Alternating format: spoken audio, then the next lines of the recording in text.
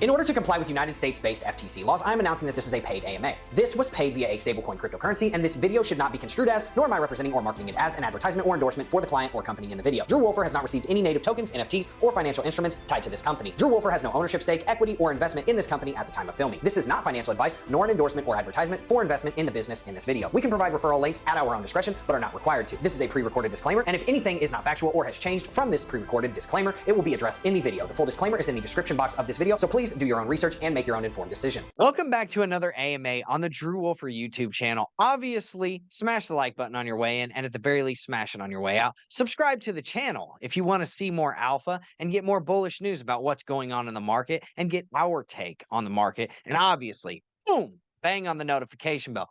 Comment anything that you want in the relevant section. If you have questions about this AMA, if you have questions about the company or the project that we're talking about, relay them to us and we will relay them to them. Now, without further ado, I want to introduce Ari, who is the CEO of XYO. XYO is a Web3 sovereign platform, and nobody can say it better than Ari. So I'm going to bring him in and kind of let him introduce to you who he is, what his company does, who they're competing with, and give you a sort of elevator pitch of exactly what this company is. So Ari, go ahead and explain to us what's going on with your company and kind of give us a high-level overview of everything that you guys do. Well, we started this project 2018. We've had our XYO token for quite a while there. We've been working on it since then, and we've made a lot of progress. We're actually on the second generation of the implementation of the protocol. We're really focusing on data sovereignty and making a sovereign Web3 platform, and focusing on using technologies such as hashes, zero-knowledge proofs, and various things that are not necessarily consensus-based, to be able to have a very scalable and very rich platform to make dApps on. It's a different approach than the Ethereum sort of a approach where you have a bunch of people doing the same work over and over again. Yep, definitely. Nope, totally understand that. So let's get into a few questions. I appreciate you giving us the elevator pitch. Let's get into a few questions on the first question I always like to ask, because I feel like not a lot of people ask this. You do have your own token. So what I was wondering is, if, say, somebody were to buy your token, right? What would be, in your opinion, the biggest risk to investing in the token that surrounds your company and kind of runs your ecosystem, right? And, let's talk about some bullish things as well. Like, what are the best things about owning said token? Well, as far as risks, I'd say there aren't any specific risks that are unique to us. Obviously, there's the ongoing uncertainty in the crypto market at large, and so take from that what you want. Our token is a traditional ERC20 token, so from that standpoint, there's no changing it or modifying it. It's not an upgradable token, for example. So we can't go and change that or mint more or any of those things. So from that standpoint, we're a very traditional, very sovereign token. And then obviously we're also on Coinbase and KuCoin and a bunch of different exchanges out there. So we've been around. We've been working on a project for 5 years now. So from a standpoint of longevity, we're definitely a standout there. A lot of tokens in the last 5 years while we've been around have come and gone. Some of them are still hanging out there, but the projects are fading. So we feel that because we have a side business, or actually our coin business, which goes along with it, we have a way to actually be able to continue to generate revenue at this point in time to be able to fund the ongoing development of XYO, which is a big strength for us. Where a lot of projects relied entirely on their runway, which they got from their token sales and that sort of thing. So we have ongoing business going on, and that's something which you can do right now to use XYO, is to use our coin app. Beautiful. And so can we, I'm glad that you touched on that, because that's one of the main questions that a lot of people ask is, like, how does the company actually generate revenue? What's the business model that, generates revenue so that the company can continue to sustain? So for the coin app, our business model there is really a data marketplace. What we do is we have our app, and a person can collect data, they can generate data, they can make data in a variety of different ways. And then that is something which different partners of ours can utilize, or they can access for that cost. So it's a direct relationship between our users and those people to be able to get the value out of their own data. And that's one of the things we feel very, very strongly about, where having large companies basically switch out your data for some free services, and they've no idea how much they're actually getting paid for those services or that data is kind of what the Web 2 world is all about. It's about Facebook and that sort of thing. So in coin, we give you coin, which is redeemable for XYO on our site. And with that coin, you can go ahead and you can also redeem it for other things like PlayStations or items if you want to not have XYO. But I think you can also exchange it for Ethereum or Bitcoin too. And so it's a way for people to get into crypto without having to take a risk, like sending a bunch of money from their wallet or their bank account to buy it, and they can earn it by selling data for it. Wow, that's actually, yeah, that's incredible. And I actually agree with this business model. I say it all the time. Data is like literally the new currency, right? So a lot of companies are looking to buy data, not only for consumer purposes, right? Because a lot of these companies are wanting to market to people and they need to know what their target markets are and their demographics. And people, not people, but companies will pay very, very hefty prices to understand better who it is that they're marketing to and be able to market to them better, right? And not have to waste their time marketing to people that they might not necessarily buy their product. So yeah, that's actually a really good use case and business model, at least in my opinion. What are the kind of competitive advantages that you have over other products, markets, projects in your sector, right? Because I know we were talking before we started the call, we were talking about Ethereum, right? So what are some like the competitive advantages that you can compare with XYO to other products in the marketplace similar to it? Well, the approach that we're taking for making dApps, and actually I try to call them SApps sometimes because they're really sovereign apps as opposed to decentralized apps.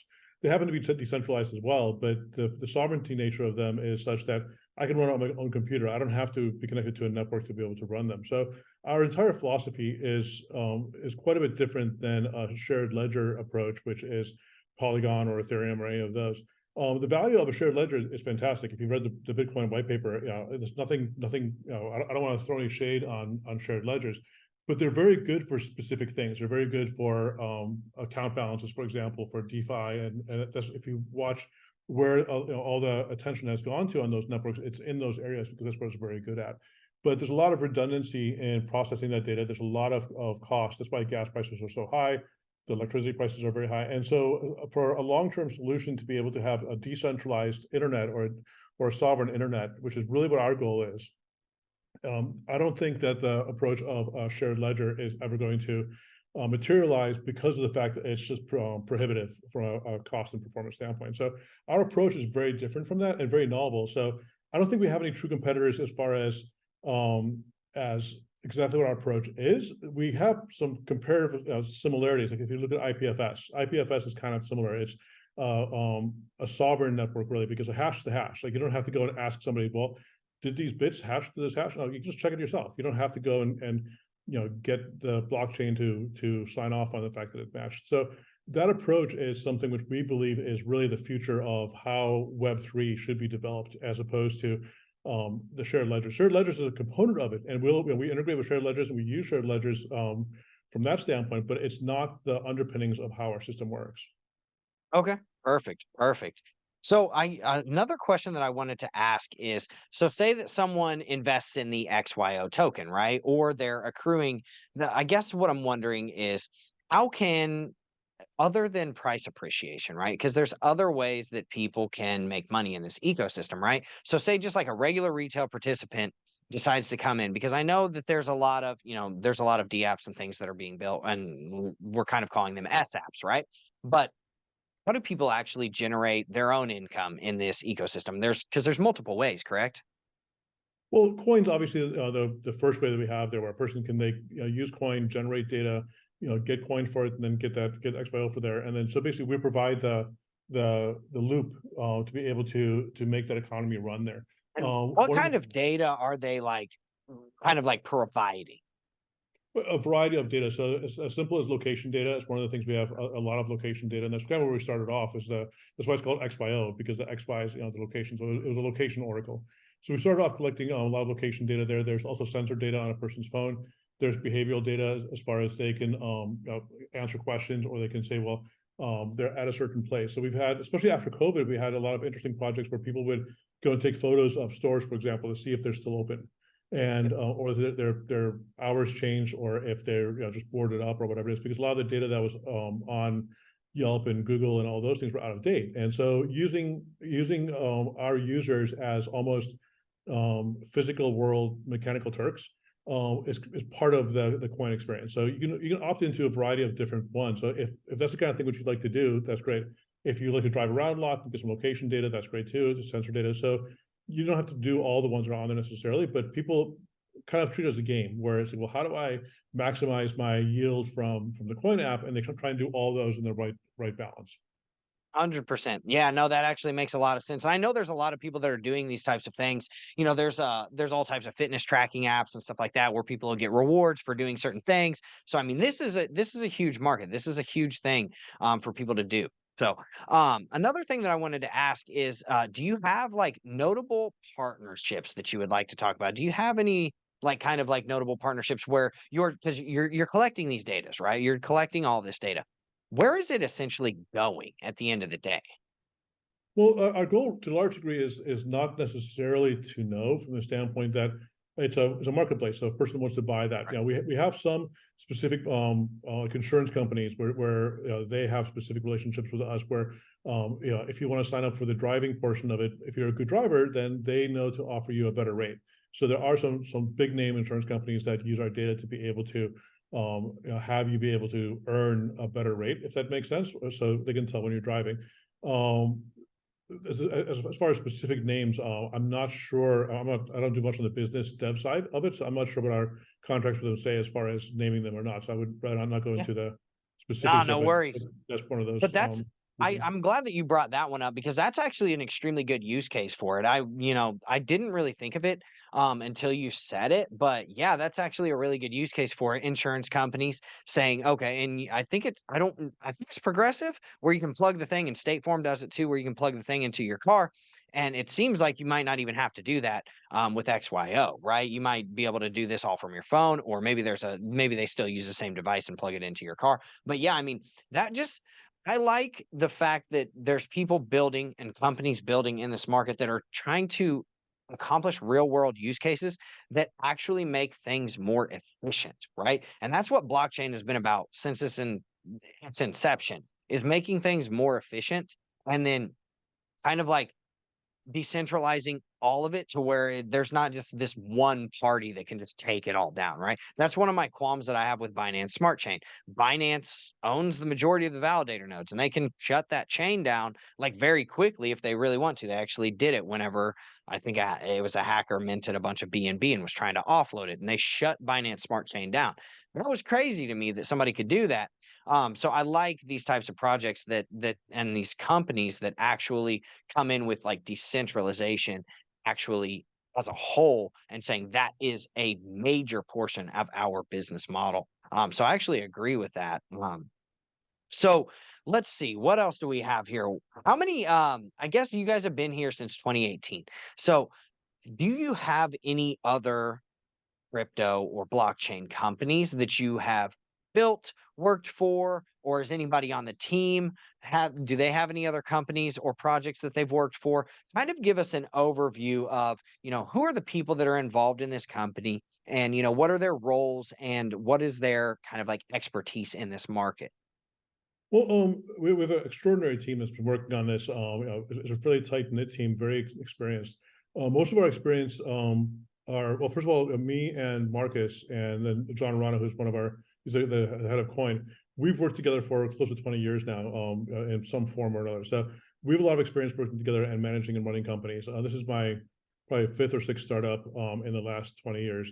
And I've had a couple of successful exits, which is one of the benefits I have also, where I was able to fund a portion of this by myself. And so that experience, I think, has been extremely valuable for us. And also being able to manage a company is, I think, a lot of these smaller projects where people are crypto experts, but they've never been an entrepreneur before. That sometimes is difficult because dealing with the ebbs and flows of finance and crypto prices, and how do you actually staff appropriately, all those problems, all the real world problems are things which are rooted in traditional businesses. They're not necessarily in the crypto business. So we were very good at that, and we're also very good developers. We have a great development team. very experienced, from different large corporations to some defense contract or ex-defense contractor people and stuff like that. So we have a lot of experience from there.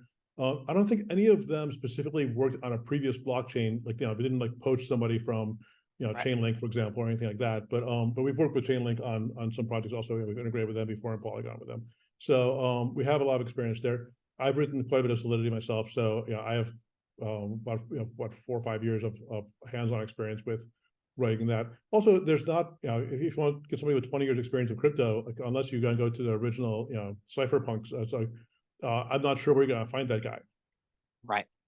Absolutely. No, totally. I totally get that. No, that's actually it's actually kind of good that nobody else has any that none of the team members have like a bunch of other crypto projects that they're working on or blockchains and that they weren't poached, because you can say, there's always a case to be made for, well, if you can poach them, then somebody could potentially poach them from you. Things of that sort. So I guess the other question that I'm just curious about this though, what actually made you start this, right? And I want to talk about the obviously like the funding that happened previously, but I want to kind of understand and get a little bit into your mind as to why did you actually start this company? So I started this company, actually, XY Labs is the company that's behind it. XYO Networks is the project. I started XY Labs in 2012. It's after I left my previous startup. I was still the majority owner and the board or the chairman of the board of my previous company at the time. And we sold that company in 2015. But I started the company because I was really passionate. So I'm very passionate about data and sovereignty. And the thing that was interesting was the first probably 4 or 5 years of the company. We did interesting things. We made like a little tracking beacon, for example, that's kind of like the air tags. A little bit ahead of our time, and we did quite well with that. We made some other websites with data. But I've always been kind of fascinated with this concept of data sets, and like the thing which defines a human being, for example, is the fact that if you just take all their collective experience and their data set that's in their mind, that kind of is their definition of existence. That's why like brain death, for example, is effectively death for a person because you've deleted their data. So from a data standpoint, data is important, but then understanding how these data sets interact. So like my data set and your data set's interacting right now, and we're making like an overlay of portions of our data sets, which is this conversation. And so understanding and decomposing the whole world into that, I thought was always very fascinating. So that's why I started the company. I wanted to really explore that concept. One of the things that was difficult though was if I have my data set and you have your data set, well, how do we exchange data sets? How do we trust each other's data and that sort of a thing? And so it wasn't until I really delved into the concepts of blockchain, reading the Bitcoin white paper, and understanding that there is a way to exchange data in a trustless format, which is what we try to do with XYO. And so looking at cryptography and looking at these concepts, it was a way for us to actually fulfill the original vision of the company, which was to be able to have sovereign data and the interaction of sovereign data between people and things. So am I on par with my assumption that if unless there's, an explicit contract in place, like as in, kind of like the example with the insurance company that you know of, right? If someone or some entity is buying the data on the platform, you- it's anonymous, right? The entity that's buying it is technically could be anonymous, and the data providers could technically also be anonymous, correct? Correct. Well, they're anonymous the same way that they're anonymous on Ethereum. So they have a address, and there's a blockchain which shows what the transactions were and stuff like that. So from that standpoint, it's as anonymous as it wants to be, but it's not like Zcash where it's tumbled or something like that where you can't track it back. So my personal view is that security through transparency is the solution to pretty much all problems, not security through privacy. Because security through privacy just makes people who want to do bad things be able to get away with it. Whereas security through transparency is if you can see what's going on, then it's better. And that's kind of the same thing with the data, where if I can see, if I willingly go to an app like Coin and willingly say, I'm going to give you this data in exchange for Coin and for XYO, and I know what I'm doing. I'm selling it to these people. You can even say, well, I want to sell it to these kinds of people or those kinds of people, or I can choose where it goes. That transparency to me is very valuable, where the transparency for Facebook or for Google is not very big, where it's like, you're taking, I don't even know what data they're collecting about me. And then, after that, well, what are they selling and to whom? There's no transparency there whatsoever. So the goal of transparency is to have that security for transparency, because it's a much better model to me than privacy. So I'm an anti-privacy advocate, short of like private keys and stuff like that in general. 100%, 100%. So I want to touch on the funding, and then I'll kind of open the floor up to you before we wrap anything up, because I want you to have all the ability to, say anything that you think is in the roadmap, that you think is bullish, that you think is awesome, things that people may or may not know. Pump your socials, things of that sort. So I know you said that you had some successful companies in the past that you kind of used to help fund the company. Did you guys also Did you get any venture cap? Did you get private equity, angel investors, or did you do like a token sale? Or how else was the company funded, if at all? So most of it initially for the first few years was funded by me. We have a couple like small investors that actually are people who were invested in my previous company, which kind of rolled over their winnings from there and invested in this company as well. So we have a couple of those. We did a Regulation A plus offering in what was it? I think starting in 2016, maybe. I can't remember the exact date on it. And we also did an ICO in 2018, a token offering there. So the interesting thing about us also, which is a lot different than a lot of companies out there, is we're also a publicly filing company. So you can go to the SEC's website. You can see our semi-annual and annual filings every year, where you can buy our stock actually as tokenized stock on T0. So we're listed on there as it's an alternative trading platform. But so our stock is actually available. So a person can choose: do they want to buy our XY Lab stock, or do they want to buy our XYO tokens? I personally think that like the stock, like I always am reticent to say to somebody, "Well, buy the token to speculate on it," because that's something which like no one knows. I'm saying I'm never going to make a future-looking statement. I have no idea if my token's going to go up or down. It's like you should be buying a token because you want to use it. Where if you want to invest in our efforts, invest in buying the stock. That's what the point of the stock is. And since the company owns a bunch of tokens, there is a relationship there. And also there's a much more clear fiduciary responsibility from management to stockholders than there is from management to token holders. I personally, feel like I should make sure I watch both of their interests, but from a legal standpoint, the stockholders have a much stronger claim to fiduciary responsibility. 100%. I agree. That's you. We're bringing tokenized regulated offerings as well for both of my companies, Wolfer Finance and Presend. So I'm right there with you, man. And I wish more people in the market, I wish more companies and projects in the market would kind of get with the times on that. It seemed like you were a little bit ahead of time on that, which is great. And that shows that you're obviously forward thinking enough and you understand the market enough to know what's coming and to just not even have to take chances in the gray market, in the gray area. So that's great. Is there anything else that you could potentially think of? Like, what's your roadmap looking like? What's XYO looking forward to in the future? And, what's in development now? What's already on the market? What can people expect? And, do you have any predictions for the bull run? Like, I know you guys are building, this is what good projects do. They build in the bear market, and you guys have been doing it. And do you have any predictions for, 2024, 2025 in the coming bull run, and where you see XYO being?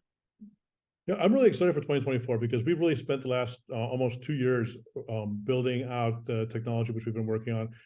We got to the point now where we have all our documentation. We're refining that. We're going to launch our builder program, our builder bounty program in Q1 of next year, so people can then build custom components to go on there, integrate more easily, and all that. So I'm really excited to see what people are going to build with our platform coming next year. But at the same time, we're also kind of like Microsoft did with Office on Windows. We're not going to just say, well, if we build it, they will come. We're going to build our own dApps as well, so people can use that. And that's what, like our NFT rating app, for example, is that, where it's an example of how you can use the XYO platform to do interesting things. And so next year, people will be able to partake much more in the XYO network, especially as developers and on the production side of things there. So I'm very excited to see that. But as you said, like the market at large, people are kind of itching for that Bitcoin ETF and stuff like that. So it's been a pretty long winter for the market at large, and I'm hoping, kind of like everybody else, I would like to have regulatory clarification on a lot of these things. I think one of the things that's been very important for the world to do is for us to have one regulatory structure as opposed to 50 in the United States, because it's very difficult to try to conform to 50 different sets of rules. And also there's like certain rules which just don't really work necessarily in immutable blockchains. For example, like the right to be forgotten. Well, you can't forget somebody if you need that data to make the hash to actually keep the blockchain from falling apart. So how do you deal with situations like that? I understand the need for that right to be forgotten potentially, but there has to be, and actually XYO has a solution for that where we have our hashes that go into our blocks, but then what the actual hash is a secondary tier. So you can potentially keep the hash without the actual data that goes behind it. So there are ways to factor out data without breaking the blockchain. Nice. I would expect nothing less, man. You've been bringing revelations the entire time on this call, so it doesn't surprise me that you guys have a solution for that. That's awesome. Well, do you have anything else? Anything else that you think we could have potentially left out? Obviously, I hope that I do my job in a very thorough manner, but we are all we are all fallible, so I could definitely miss things. Is there anything that you want to address to the community and just kind of let them know? Well, yeah, but I always kind of try and champion the word sovereignty, and to me, sovereignty is extremely important. I'm from South Africa originally. I moved to the United States. I'm an immigrant, and I think the appreciation of what the U.S. offers as far as freedom and sovereignty goes is very important to me. And seeing a lot of that sovereignty, I feel being like eroded in the way the internet is running nowadays, if you compare it to 10, 15 years ago, is something which is alarming to me. So I think the crusade for sovereignty is something which people should really think about what they're using on the internet, and is it sovereign? Do they have control over it? Like examples that is like home security, like Ring has all your video as opposed to like Ubiquity will let you store the video on a local server. So that's a more sovereign solution because I have my video as opposed to somewhere in the cloud that somebody else can go look at. They already had that with Roomba, I think it was, where they had videos from the Roombas and that people were looking at in their support. So actively thinking about whether or not what you're doing from a digital standpoint is sovereign or not is something I think everybody should start thinking about because it's becoming a bigger and bigger problem. So just championing that quest for sovereignty cause is something that's important to me.